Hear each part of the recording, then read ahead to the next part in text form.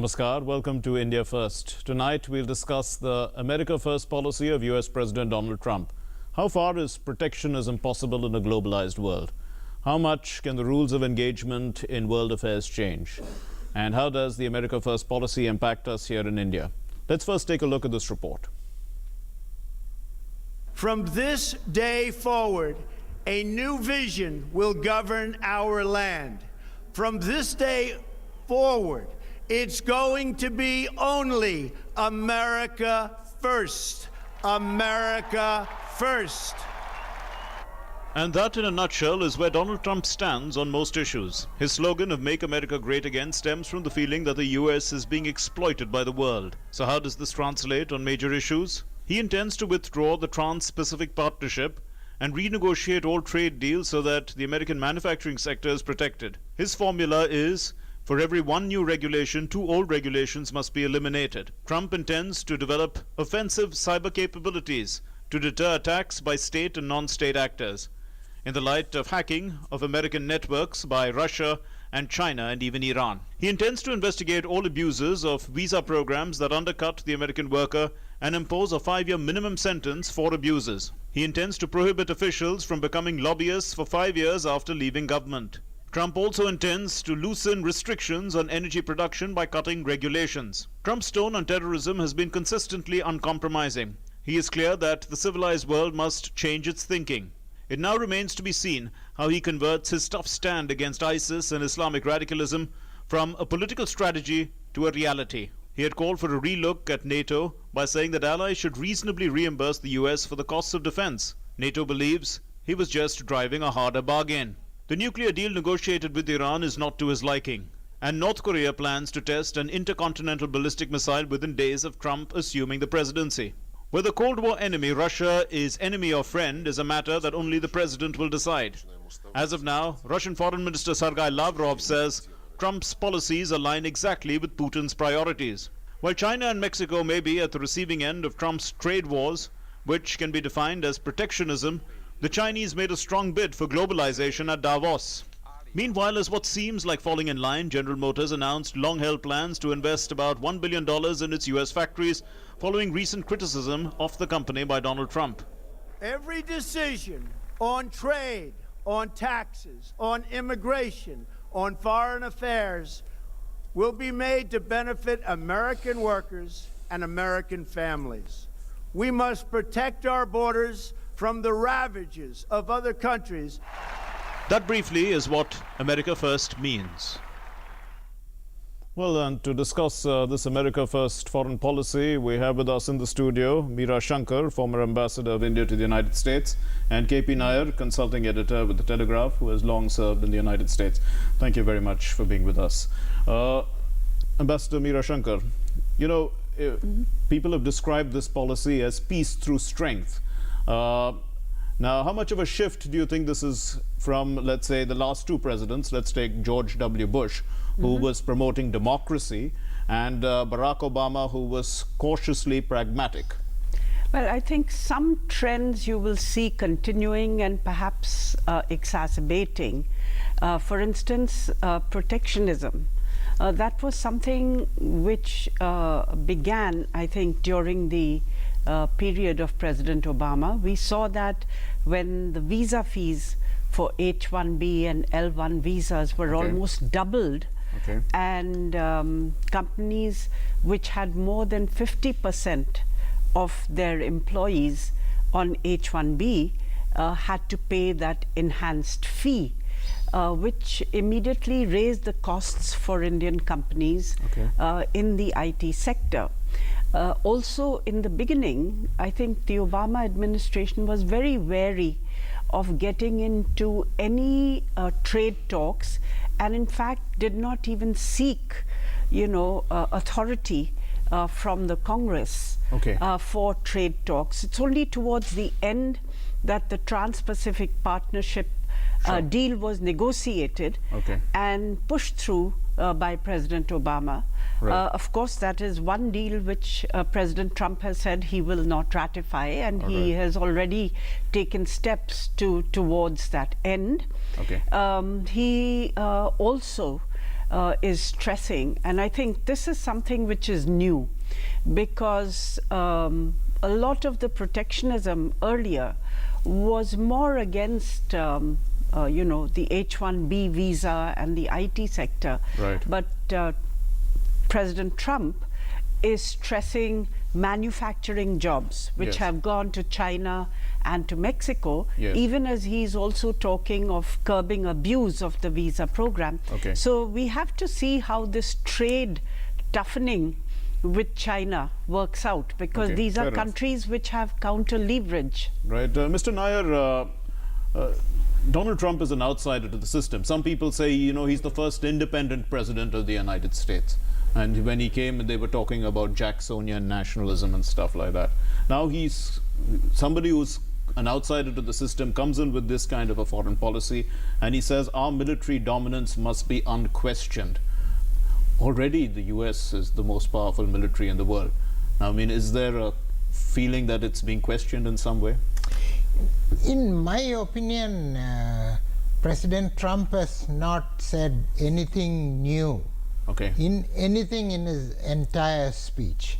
In this country, we try to make too much of this America First policy. In this country, meaning India? In India, we are trying to make too much of this America First policy. I mean, are you trying to say that President Obama had a policy of America Second, or George W. Bush had a policy of America Third?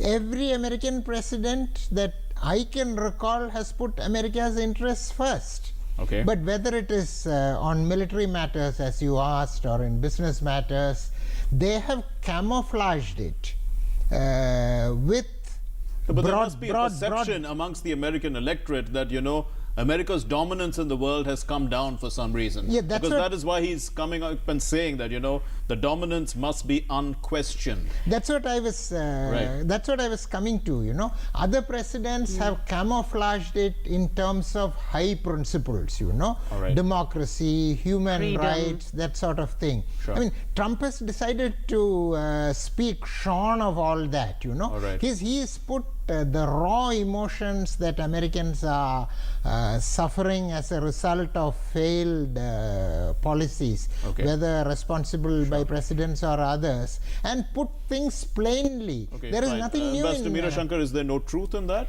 Well, I think there are nuances. Yes, I would agree that every president has tried to put America first within his overall vision Sure. of America and his perception of American interests.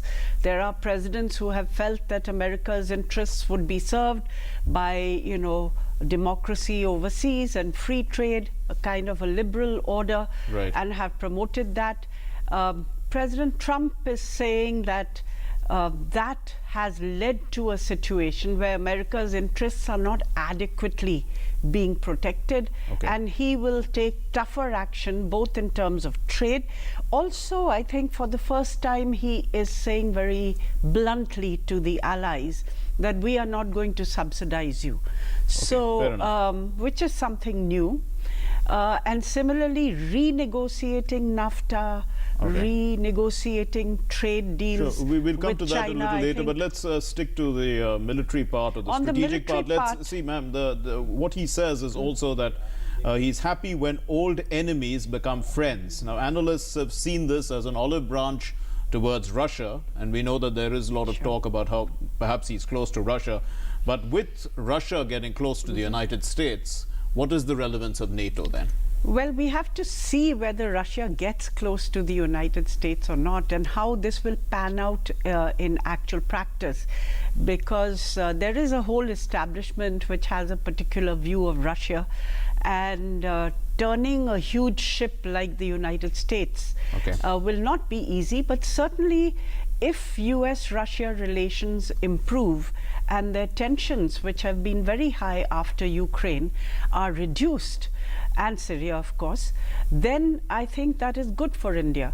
Okay. Because it doesn't, give us a kind of either or choice. Absolutely. And we would like to have good relations with both. So in that sense, I think it would be good. It would also perhaps slow Russia's irrevocable turn towards China because of pressure from the West. So on both counts, that would be something which India would welcome. Right. At the same time, President Trump has said he will develop a full-fledged missile defense system, which is something which the Russians have been very concerned about, and also China, because it would clearly erode their, the strategic balance as they see it, at least Russia, between Russia and the US. Right. Mr. Nair, the highest priority, the stated highest priority of this policy is to wipe out Islamic radicalism from the face of the earth. Now, how can this be achieved? He does mention that they'll do it by joint and coalition military operations, cut off funding, expanded intelligence sharing, offensive cyber warfare to prevent terrorist propaganda and recruiting. So there is a mention of a clear strategy here on how this is going to be done, but it's their top priority. Indeed, but it is here that cooperating with Russia becomes most important, I think.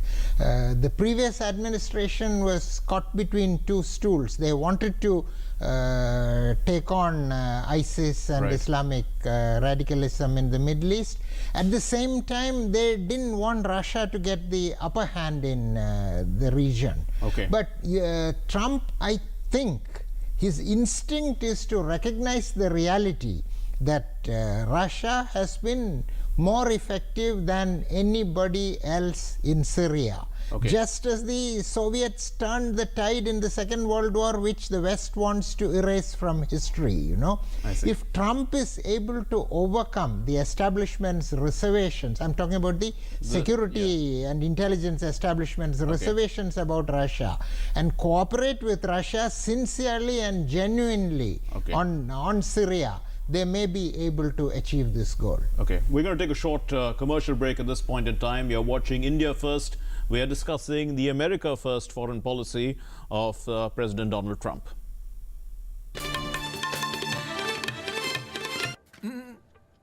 2 महीने का हो गया, ख्याल रखो अपना। नाम सोचा? सोचना क्या है, राजा बेटा है तो नाम भी राजा ही होगा। राजा। और अगर बेटी हुई तो? बिल्कुल नहीं, ना कट जाएगी पूरे खानदान में। भैया को भी बेटा ही हुआ है, खानदान में इज्जत रखनी है। बेटी हुई तो देख लूंगा क्या करना है। ऐसी ही सोच से शुरुआत होती है कन्या भ्रूण हत्या की। ये सोच भी हत्या के समान है। अपराधी कड़ी से कड़ी सजा के हकदार हैं। बेटे की आंख में बेटियों को बलि मत चढ़ाएं। भारत की आन बान शान में हमारी बेटियों का भी योगदान है। मैं ये नहीं पूछूंगा कि आप शौच के लिए कहां गए। मैं ये भी नहीं पूछूंगा कि अगर आप खुले में शौच के लिए गए तो क्या आपने अपने बच्चे की जान को खतरे में डाला? क्या आपके गांव की बच्चियों को खुले में शौच करते हुए किसी ने बुरी नजर से देखा?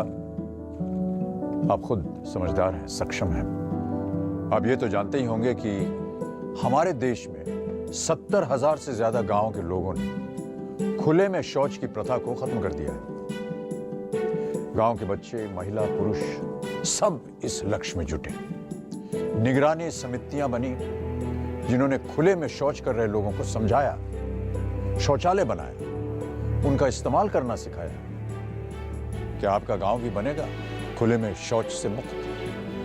आइए स्वच्छ भारत अभियान से जुड़िए। अब नहीं तो कब? 2 हफ्ते से ज्यादा अगर आपको खांसी रहा है तो टीबी हो सकता है। टीबी? हाँ, तुरंत डॉक्टर से मिलिए और बलगम की जांच कराइए। ठीक है। टीबी किसी को भी हो सकता है। अगर हो गया तो बिना भूले पूरा कोर्स करिए और फिट हो जाइए। नहीं किया तो इसका इलाज बहुत मुश्किल है। समझ गए भाई साहब आप? आइए, 2 हफ्ते से ज्यादा खांसी, तुरंत डॉक्टर से मिलिए और बलगम की जांच कराइए। टीबी हारेगा, देश जीतेगा। मुझे मिला।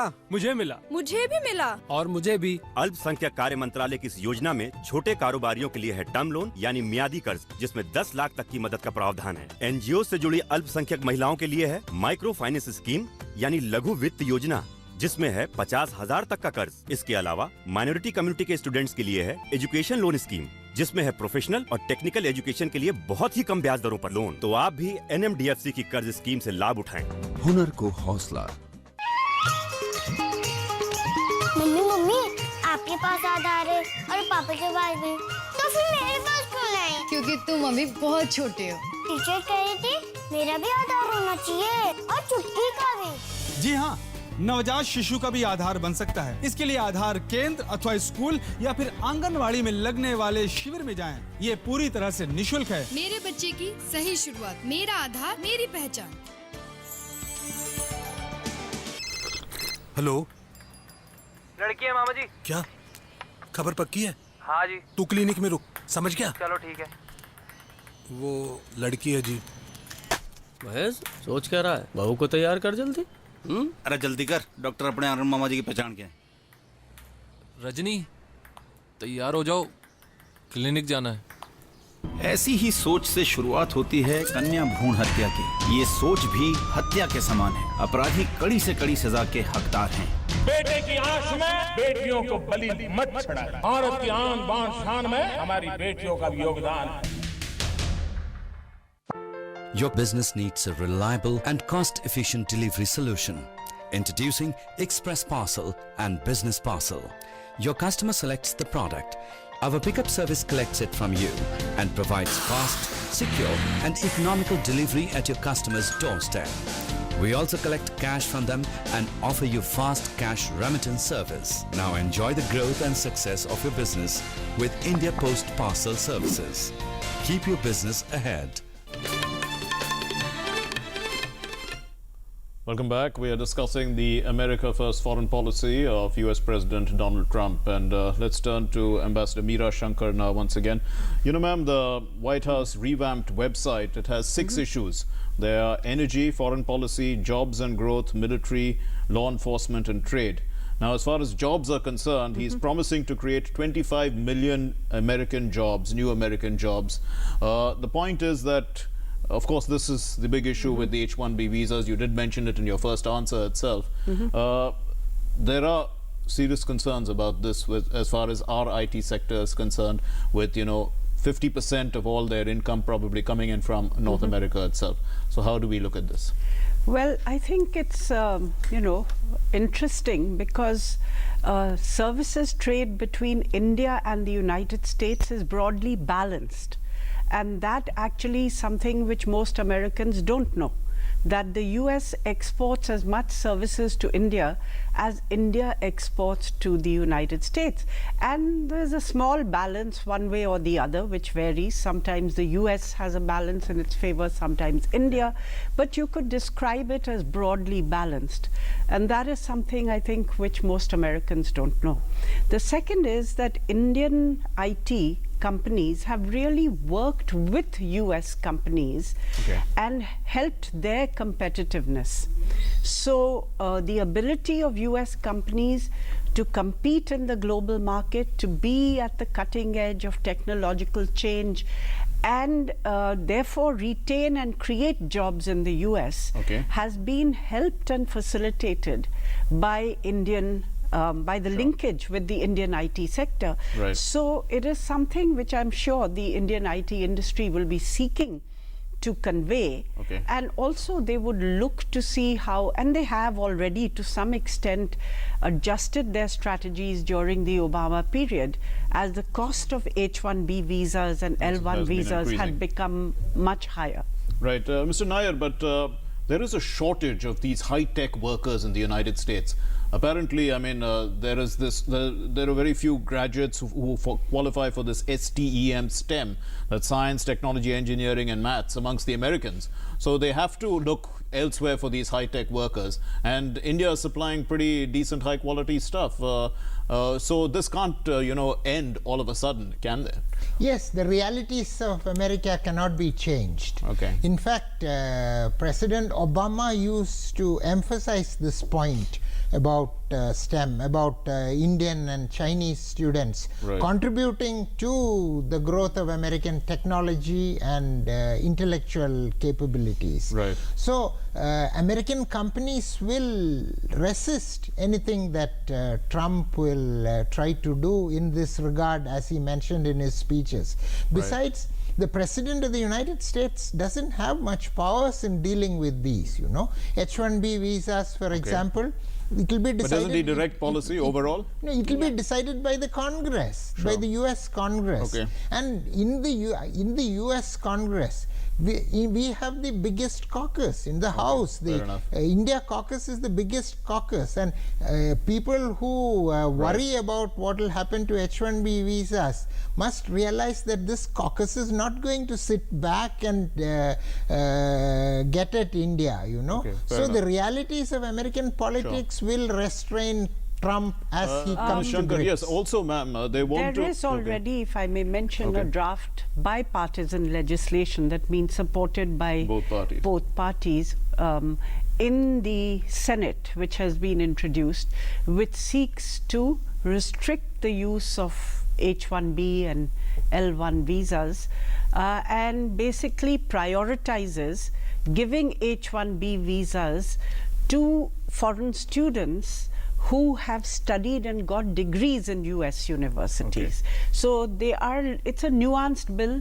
It'll make H1B visas more difficult. There will be more stringent investigation of abuse and so on. But yes, it's only been introduced right now. They are saying that over time this cost advantage that countries like India have will probably go away, because all these jobs that are being done by software engineers are already becoming automated. Robotics is taking over, and you only want people who can innovate. And that's already happening. So over time, I mean, even now they are saying that, okay, you give a visa to somebody whom you can pay a high salary because he's going to bring in a great deal of difference. It's already reached that level, Mr. KP Nair. Yeah, but in India, I think we should resist the temptation to make our relationship with the United States hostage to just H1B issue. You know, Fair enough. Even if we lose a few thousand jobs, Indian jobs, still the relationship with the United States is bigger than all this. And every country in the world is trying to reach out to President Trump. And we should not waste this honeymoon period stressing the negatives. You know, we should look at the positives and try to build on the relationship. We've already made early contact, is what our Ministry of External Affairs has already said. Ma'am, let's move on. You know, Theresa May will be the first leader who will be visiting the United States in the very near future. And she has, of course, got this Brexit issue to deal with.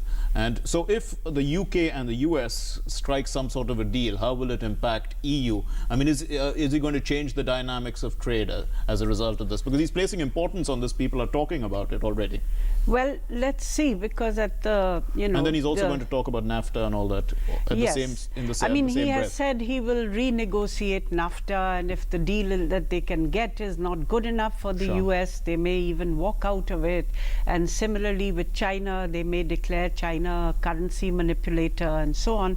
So they will certainly have trade talks with China. He's also put Taiwan into the equation, you know, which was one of the core principles of US-China relations, that it is one country and so on, by receiving the phone call from the president of Taiwan. And but at the same time, he is talking of a trade deal with the UK. Now, both the US and UK have fairly low tariffs already. So what is this deal going to be? There was an effort to have a transatlantic partnership, just like the Trans-Pacific partnership. And that was looking at issues of harmonization of standards and sanitary requirements and so on. So they were looking at non-tariff issues really, and weren't able to make much headway.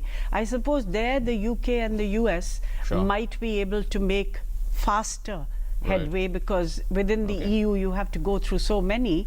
But what that might do to the EU itself really, and its future remains to be seen. Mr. Nair, we seem to be running short of time, but you know, he did talk about American carnage as if, you know, the American factory, and in the same breath was talking about abandoned factories and rampant crime in the United States. Going to change that, apparently that's also part of the policy. Easier said than done? Well, some of those things, for example, on crime, it changed before Trump came into power. Okay. Because what he said doesn't fit in with facts. Crime has come down. Crime has come down drastically in the last years of George W. Bush and the entire Obama period, you know. Sure. So it's very easy to make a speech. It has to fit in with facts. There is no American carnage from and what I one can last see. word about energy. You know, I mean, the plan, he's got an energy plan which has replaced climate change as part of the website. So is that some sort of a signal? And we know that Rex Tillerson is to be his Secretary of State, an energy man. How does that look? Yeah, but in some ways, Trump has been very smart. You know, he has chosen somebody who doesn't believe in climate change as the director of his Environment Protection Agency. But the Secretary of State, incoming Secretary of State Tillerson, Yes. he changed ExxonMobil's policy on environment. So you have an EPA director, Environment Protection Agency director, who is opposed to doing anything with climate change, and a Secretary of State who is actually recognizing the importance of doing something on climate change. And in the US system where everything is interagency, I think they will cancel each other out and work out a formula that one is final word from you, Ambassador Mira Shankar. I mean, many of his cabinet picks were not yet, given sanction by the American Parliament, the Congress. Unlike in the past presidents who had quite a few of them already when they were sworn in, isn't this a bit of a setback for him? Not really. I think that most... That's just a formality. Most will probably be confirmed. There may be an issue about one or two, but the Democrats have not really put up opposition to most of the nominees. There are mainly retired generals and business, business leaders who he has chosen. It's less diverse than previous cabinets, but clearly many of the business leaders, he feels, will have the experience to negotiate and to steer America pragmatically to fulfill whatever vision he has. I'm afraid that's all the time we have. Thank you very much for being with us here on India First. Well, the America First Foreign Policy Manifesto says that the world must know that we do not go abroad in search of enemies, that we are always happy when old enemies become friends and when old friends become allies. Now, analysts say that this is a clear olive branch to Russia. The Indian-American supporters believe that Trump is pro-India. They quote him as coming on national television and saying that he loved India and Indians and wanted to help India and wanted to fight terrorism. They believe that that itself is more than what other presidents have said in the past. But the IT industry is in wait-and-watch mode to see how the new administration evolves policies around outsourcing and movement of skilled workers. Thanks very much for watching. Namaskar.